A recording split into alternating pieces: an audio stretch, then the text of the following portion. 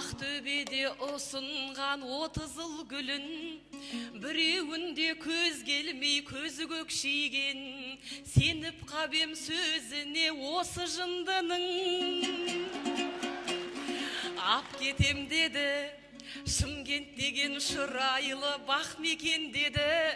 3 ай шыда күн жылып көктем шыққасын, құда түсіп сырғаңды сап кетем деді. Содан жоқ болды, көктем кетіп көз келді, хабар жоқ болды. Кеп қалар деп көңілім алаңдап болды. Ал енді іздеп өзім келгенде, қолында жүзік амал жоқ болды.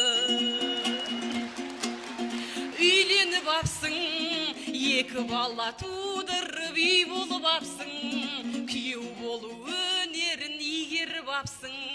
Көңілім менің сен дегендегі әніммен бірге күй болып ақсың.